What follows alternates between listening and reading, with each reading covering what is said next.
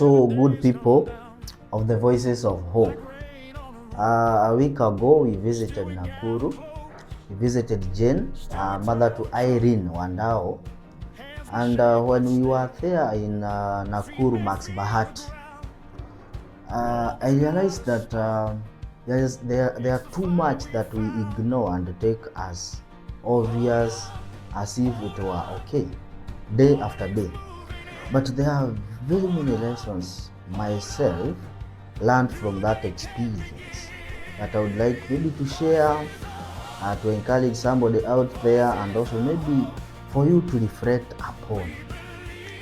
Many are times that we say God's time is the best, but this statement, which is really unique, yes, it's unique in a way, and also sounds very familiar to many people, sometimes can sound as an insult or irony to maybe somebody who has gone through a very rough time, or somebody who have suffered for a time.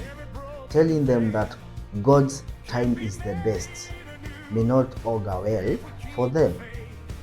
I want to take an example of Jane.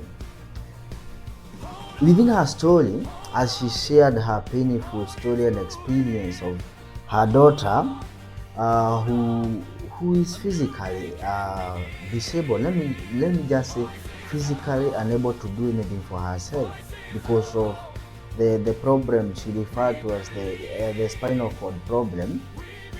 Those who are able to follow her story on our YouTube and the other socials could hear the medical words she was using. I might not be able to hit on the correct words, but she said for 13 years she has suffered that problem of holding on to her beautiful daughter because of the problem.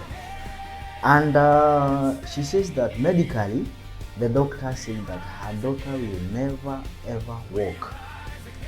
I don't want to go against the doctor's words, because God sometimes, his miracles sometimes go beyond what we human, whether medically or spiritually, can understand.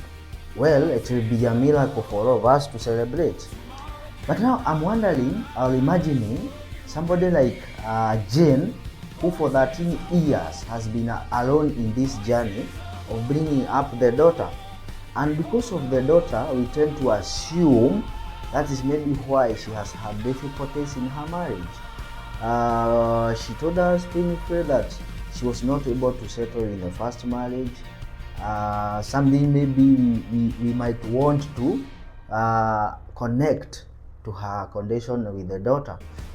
Again, in the second one, problems arose.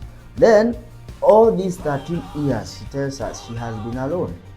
A mother who has to provide diapers for the baby, clothing, always to be present for the baby, always to be there, because sometimes she doesn't get whatever she might require. She's not able because of the conditions she have at home.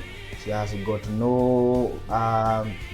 financial problems, so she cannot give the best for the kid.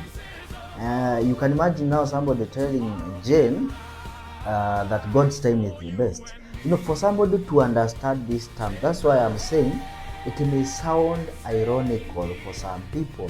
It demands a lot of faith, a lot of courage and confidence to attribute it to these words. I've said it's a very common statement. God's time is the best.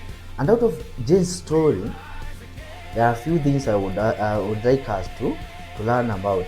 But remember, even the scripture does not leave these things out. Remember, we have a guy called Abraham, who we refer to as the father of faith. Abraham, those who have read the scriptures and even other holy books that talk of the patriarchs like Abraham, we are told that he had to wait, I think, for 90 years. 90 for him, was it 90 or 100 years for him to give birth to Isaac? That was a very long time, period of time waiting. So we can say truly God's time is the best.